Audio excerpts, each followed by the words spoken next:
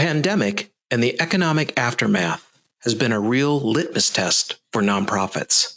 Those that have diverse sources of revenue are managing, while those who are reliant on one or two sources are hurting.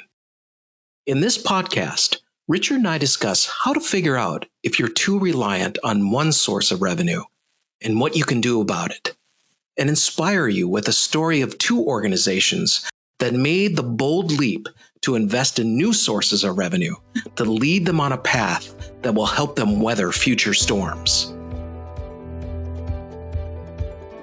Welcome to the Nothing But Major Gifts podcast from Veritas Group, featuring Richard Perry and Jeff Schreifels. Twice a month, we bring you the latest and best thinking about major gift fundraising, so you can develop authentic relationships with your major donors. Here are your hosts, Richard and Jeff. Hi, thanks for joining us on the podcast today. I have Richard Perry with me as always. And Richard, we're going to talk about change today.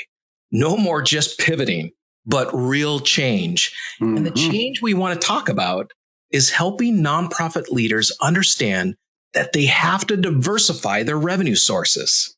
Well, I mean, this pandemic has been a wake-up call for many nonprofits. Sure has. In the 2008-2009 recession, Jeff, we saw many nonprofits kind of realizing that they needed to focus on individual fundraising for revenue, not just events, corporate giving, government grants, and all that stuff. Yep. They just realized that. Yeah. And now here we are again. Yeah. And I have to be honest that this is going to be even tougher for nonprofits who aren't focusing on kind of multiple funding streams for their revenue. In fact, we're seeing many nonprofits struggling, and many of them are calling us to say, hey, we need help with this, knowing what to do in individual donor fundraising. Exactly. And, we saw the same thing happen again back at that recession. I mean, in one sense, it really launched Veritas to another level, right? Mm-hmm. And, we've never looked back because all the work we've been doing on mid, major, and now plan giving, and now it's happening again. Yep, but it's still, you and I, it still amazes us how many nonprofits still don't get it. I know it does. And quite honestly, Jeff, they're not going to survive if they don't do this now. I mean, how many of the nonprofits have we talked to in the last month who rely on events that are in deep trouble or rely on corporate grants and government grants? Yeah. I mean, there's so many of them. Yeah. And the thing is you can't, unless you figure out a different way to do it, like on the events, you're lost. I mean, one client was down $2.5 million just from one event. Oh, I know. It's bad. And then I had one nonprofit call me say that about 85% of their revenue comes through events throughout the year. I mean, they just one after another. And so now they're reeling and they're trying to pivot. And I say, no, it's not about pivoting. And not only do you need to really start creating a mid and major gift program, but you need to make that a permanent change so that you get rid of most of those events in the next year. And they're like, well, leadership is finally waking up to the fact that we got to do this. So, my question, Richard, to you is, how can a nonprofit leader or manager figure out, how do they have all their eggs in one basket? How do they figure that out? And then what are the steps they need to take to figure out where their revenue streams are coming from and how they could diversify? What are those steps? Well, I think first of all, and we ought to just process this, but I think first of all, every leader and manager of a nonprofit has to kind of get their mind around the fact that they've been doing transactional fundraising and they need to move to relational fundraising. Well, give an example. What do you mean by that? Well, transaction where you, we'll give you this trinket or this benefit, or you get discount at restaurants, or like many events are just about the event, not the cause at all. Correct. And so I think the first thing is for a leader and manager to basically come to the conclusion in their own heads, like, okay, we've been doing this transactional thing. I mean, a lot of people, you can talk to them and they'll say, okay, I realize we've been doing that.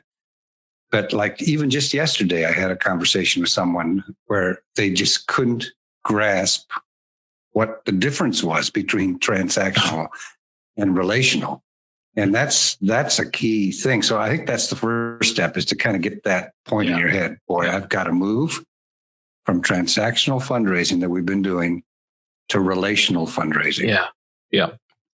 And I think then the second step is to kind of get familiar with what the health of my pipeline is in my nonprofit. Yeah. My donor pipeline. And by that we mean, do you have a balance between acquisition and cultivation and mid-major planned giving?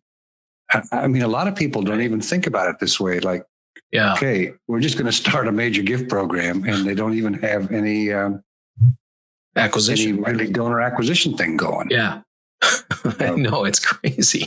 Or they have a lot of acquisition program and cultivation, like a good direct response program, but they have no major gift program, right? Or no mid-level program. Yeah. I mean, and so a really healthy nonprofit has a really balanced and fully functional kind of donor pipeline. So you got to analyze that, get familiar with that, figure out where your nonprofit is on that. Yeah. And, you can do some analysis and as to kind of how to do that pipeline. And basically, here's what we do. Yeah. Go through the steps with us. Well, we select go to your database and select off every donor that gave $1 or more, $1 or more in any one of the last 4 years, including the current year to date. Okay. And then for each donor, you want to kind of grab their cumulative giving and average gift amounts for each of those years. And you put all of that on an Excel spreadsheet. Mm-hmm. And this kind of gives you an idea as to where are the problems? Like, you remember that one example that we looked at in that PowerPoint. Yeah. You saw a whole cluster of donors. First of all, there were hardly any donors in the acquisition phase. Yeah. So they had an acquisition problem in the mid-level. Yeah. And it's like, all right, we got a serious problem. Or you see in one level, I meant to say back on the pipeline analysis is, you put all of these in categories of giving categories, like $1 to 24, 25 to 50 and so on. Okay. So you can kind of see by those ranges, how are these donors migrating, either up or across? How are we retaining them? And all of that. So so you've got to do that analysis. So that's looking at donor behavior, right? That's what you're right. Yeah. Okay. Are we keeping them? Are they upgrading? Right. Are we getting enough in? And how are they moving through the pipeline? Right. Then the other thing is to analyze your current revenue streams to identify, weaknesses. Okay. And then basically that whole exercise is you make a list of all the current revenue streams. And by that, I mean, direct mail sources, or strategies, direct mail, mid-level, major events. You could have fees in there. You could have gifts in kind. You could have corporate. You could have grants, and you could separate grants into foundations or government and so on. Anyway, you put all of those on a worksheet. Okay.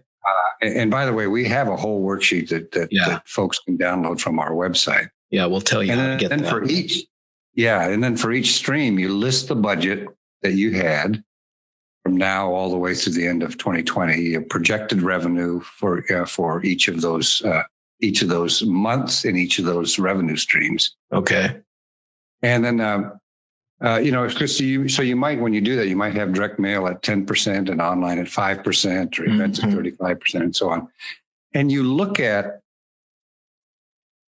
that and you say to yourself, so which one of these am I too dependent on? Because you're having now to reforecast each of these areas. Exactly. Yeah. Now, someone said to me, well, I could just look at my budget and do this exercise. Well, you could actually, but there's something about this virus that sort of like lays everything bare. Yeah. Because it basically shows like, oh my goodness, in this area, we are really way down right now. And you know what? We're way too dependent on this area. Yeah, or this is a little off plan. This is when we get calls from the organizations that have said, you know what, we're so direct response focused on acquisition and cultivation. We have really no mid or major gift program whatsoever. We need your help to build this because we've relied on high volume of direct response, and it's gotten us through. But then something bad happen, like it is now, when we have such a deep economic recession. And then they realize, oh my gosh, we have no major donors that are really going to help us get through this. Now, if you look back at those organizations, Richard, that reached out to us back in 08, 09, and started developing their major gift program. Yeah, they're doing fine. They're much better because they've got that really revenue from them. Yeah. I mean, their major donors are in a sense bailing them out at this time. Well, and you've got that whole planned giving stream coming in, that's just a steady stream of revenue that basically is almost recession and crisis proof. Right. Because, our friends at Moore, they did a bunch of research and they looked back at all the recessions all the way past through the Depression. And individual giving really only went down 2 or 3% during that time period and came back up. And so, something like that's probably going to happen again. Well, so let's clarify that, because that was for those organizations that actually had a balanced portfolio and a plan and all that stuff. The ones that didn't were down 20%. Yeah. More, which is a major crisis. I mean, that's the whole difference. Okay. So once you figure that out, you do the worksheet and you figure out, okay, here's the percentage of all my revenue streams. And you realize there's maybe 3 or 4 areas that are really lacking. Well, what do you do next? Well, if you have the talent in-house to actually do something about it and create a plan, then do that. Many of our clients and friends and people that we talk to basically say, you know what, I need to get some help, like with acquisition or direct marketing cultivation, or I need to talk to those Veritas people about mid-level or major or planned giving. Yeah. But because you since you haven't been doing that activity, that's why you're out of balance. And also, you don't sometimes have the internal competency to actually do that work. So that's why we're saying get some outside help if you can't do it internally. Right. So now you've realized that, well, there's these 2 areas we really got to beef up in the next fiscal or calendar year. Okay. Get help to do it, create realistic plans and budgets.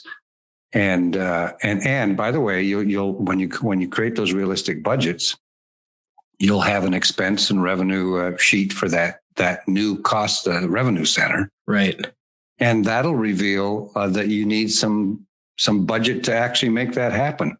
Right. And so what we say, why don't you go and seek funding? Like sometimes we've seen situations where a donor will say, you know what, I'll step up and fund that and get that whole thing started. Yeah, we've seen that quite a bit.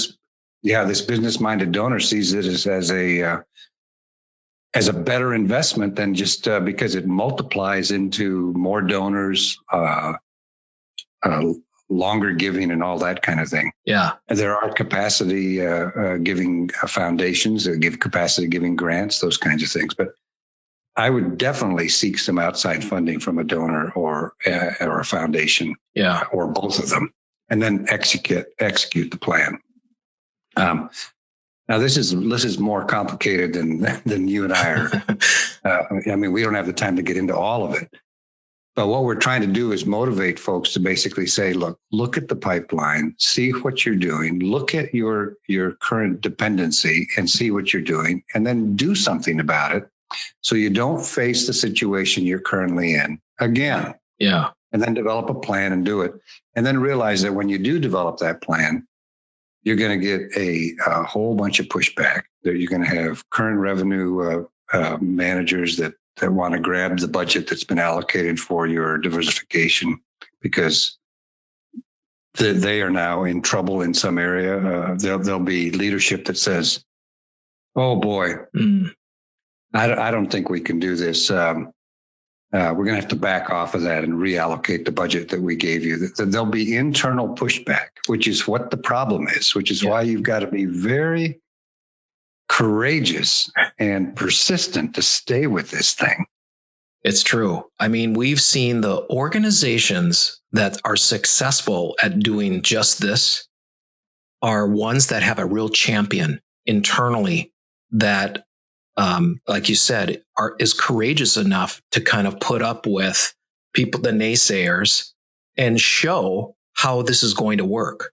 I mean, we have two great examples with clients right now, very large clients that were very reliant on direct response, very reliant over the years. And they really built a beautiful engine doing it. But they realized it's starting to crack and they needed to diversify their revenue. And they brought us in to help them develop their mid and major gift programs. But I look at both of those organizations, and the way they helped champion that through is because they did have one or a group of people say, we've got to do this, and convince leadership to do it. And now they stuck with it. Then they stuck with it. And even now, when there's pressure to cut people, they said, the only thing we're not going to cut is this area of mid and major gifts, because we've got to grow this. This is the thing that we've neglected for many, many years. And we now see the value of it, and we're going to keep it going. And that takes a champion. Yeah. So, I think the big points is figure out what the health of your pipeline is, figure out what your dependency is on certain sources, because you've got to change that. And then make a plan to diversify, and then have the courage and boldness to actually do it. Yep. Those are the big points. And after that last point, like you were just waxing eloquent on, it's basically you have got to just hang on there tight and make it happen. Yeah. Good stuff. So before we go today, a couple of things. You can download off of our website that worksheet we were talking about to figure out where your revenue streams are coming from and what percentage they are. You go to the coronavirus section of our landing webpage at veritasgroup.com. That's veritasgroup.com, and you'll see this red bar. Click on that, and you will see the worksheet that you can download. And also, we're offering our Economics of Major Gift Fundraising course that starts May 26 for half off right now of our regular price, because we're recognizing this is a tough time for everyone. So let's make it as easy as possible for you to take some of these courses.